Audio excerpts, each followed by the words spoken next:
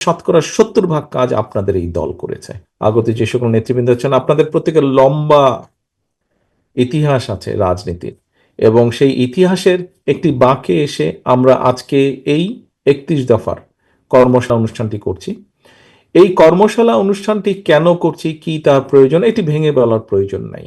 এই এক কথায় বলতে হলে এই কর্মশালা বা এই 31 দফা এটি হচ্ছে এই দেশের জন্য, এই জাতির জন্য। এখন বক্তব্য প্রসঙ্গে এসেছে যে আমরা বাংলাদেশ জাতীয়তাবাদী দল কোন প্রেক্ষাপটে, কোন সময়, কেন 31 দফা আমরা জাতির সামনে উপস্থাপন করেছি, সেই বিষয়ে চলে এসছে। সেই বিষয়ে কথা না বলি, প্রিয় উপস্থিতি, প্রিয় নেতৃবৃন্দ, বাংলাদেশ জাতীয়তাবাদী দল, অনেক মানুষ অনেক কথা বলতেই পারে। গণতন্ত্রে বিভিন্ন মানুষ তাদের মতামত দিবে, তাদের শঙ্কার কথা বলবে, তাদের আশঙ্কার কথা বলবে, তাদের মতামত দিবে, এটি স্বাভাবিক। বাংলাদেশ জাতীয়তাবাদী দল একটি দল যার একটি ধারাবাহিকতা আছে, যার একটি লিগেসি বা একটি ঐতিহ্য আছে, যার কোটি কোটি মানুষ, বাংলাদেশের কোটি কোটি, হাজার না, শত না, লক্ষ না, কোটি কোটি মানুষ এই দলটার প্রতি কিন্তু আস্থা রাখে, এই দলটার প্রতি কিন্তু বিশ্বাস রাখে।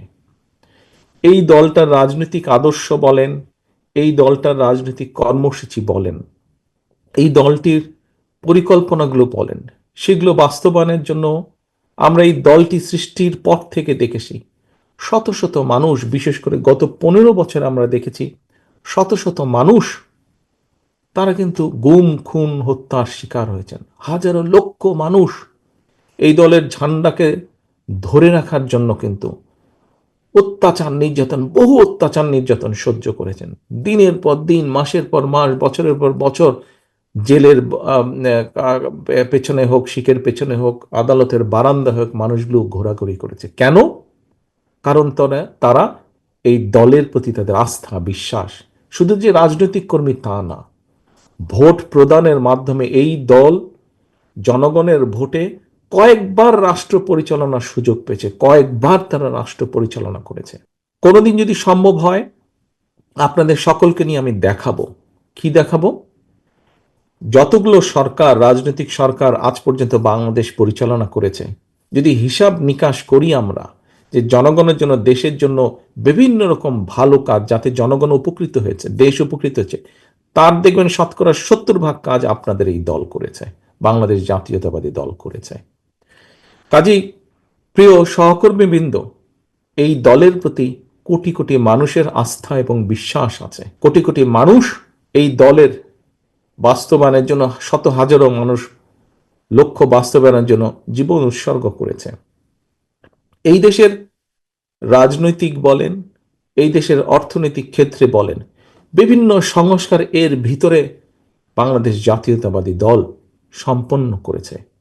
কাজেই আমি, থাকতে পারে আমাদের বিভিন্ন লিমিটেশন, থাকতে পারে বিভিন্ন লিমিটেশনের কারণে আমরা হয়তো যতটুকু বলেছি ততটুকু আমরা হয়তো অর্জন করতে পারিনি, কিন্তু তারপরেও দেখেন, বাকশাল থেকে বহুদলীয় গণতন্ত্র, দুর্ভিক্ষ থেকে খাদ্যে স্বয়ংসম্পূর্ণতা অর্জন করে বিদেশে খাদ্য রফতানি, এই দেশের, এই যে এখানে আমরা আলোচনা করেছি খাল খনন নিয়ে, এই দেশে খাল খননের মাধ্যমে কৃষকের পানির সমস্যার সমাধান করা, এই দেশের খাল খননের মাধ্যমে কৃষিতে একটি সংস্কারের প্রবর্তন করা, এই দেশের নারীদের শিক্ষার ব্যবস্থা, ফ্রি শিক্ষার ব্যবস্থার মাধ্যমে যে নারীদের এম্পাওয়ার্ড করা, শিক্ষিত করে গড়ে তোলা সমাজের একটি অর্ধেক অংশকে, এই দেশের অর্থনীতিকে শক্তিশালী করার জন্য বিদেশে কোটি কোটি মানুষের কর্মসংস্থানের উদ্যোগ গ্রহণ করা,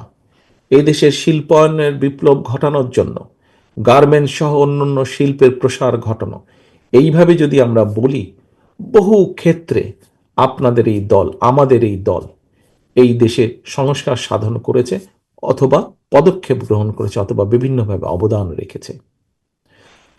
সেজন্যই প্রিয় সহকর্মী বৃন্দ, কেউ কেউ বিভিন্ন কথা বলতেই পারেন যে বিএনপি এটা করবে কিনা, ওটা করবে কিনা। আমরা যে করব তার সবচেয়ে বড় প্রমাণ হচ্ছে আমরা চেষ্টা করেছি অতীতে ভালো কাজগুলো করতে। সেজন্যই আমরা ইনশাল্লাহ আমরা ভবিষ্যতেও সেই কাজগুলোই করব। আমরা করেছি বলেই করব। এবং আরও একটি বড় কারণ হচ্ছে আমরা করব, আমাদের এই কমিটমেন্ট আমরা জনগণের সমর্থন নিয়ে আল্লাহর রহমতে সরকার গঠনে সক্ষম হলে আমরা যে করব, তার সবচেয়ে বড় কারণটি হচ্ছে আমরা এই দেশের 20 কোটি মানুষের সামনে সেই কমিটমেন্ট দিয়েছি। সেই কমিটমেন্ট দিয়েছি যে আমরা আমাদের এই 31 দফা আমরা বাস্তবায়ন করব, আমরা বাস্তবায়নের সুযোগ পেলে পরে।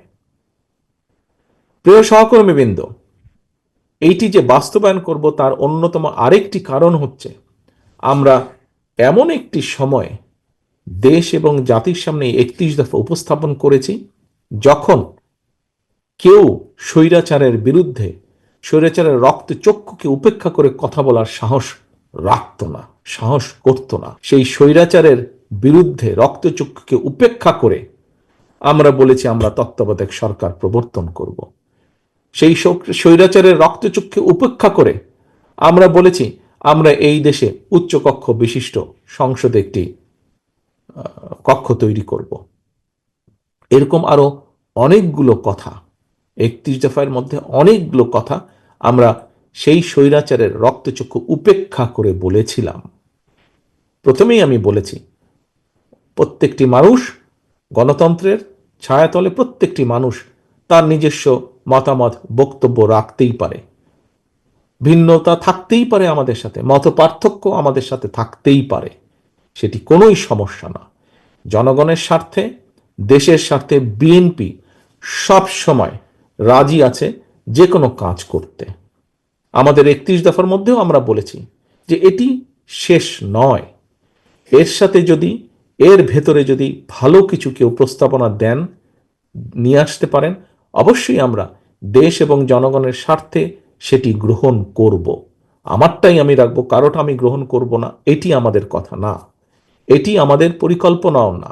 আমরা অবশ্যই বারে বারে বলছি, প্রতিবার আমরা বলছি দেশের জন্য, দেশের মানুষের স্বার্থে, বেটার কিছু, ভালো কিছুর জন্য যদি ভালো কিছু কেউ নিয়ে আসেন, অবশ্যই আমরা সানন্দে সেটি গ্রহণ করব। প্রিয় সহকর্মীবৃন্দ, আজকে এই যে আমরা অনুষ্ঠানটি করলাম, এখানে আমাদের লালমনিরহাটের সভাপতি, আমাদের রংপুর বিভাগীয় সাংগঠনিক সম্পাদক, ওনার বক্তব্যে কয়েকটি প্রস্তাবনা দিয়েছেন। হয়তো আমরা কোনো না কোনো এক সময় এরকম সাংগঠনিক কার্যক্রম গ্রহণ করব।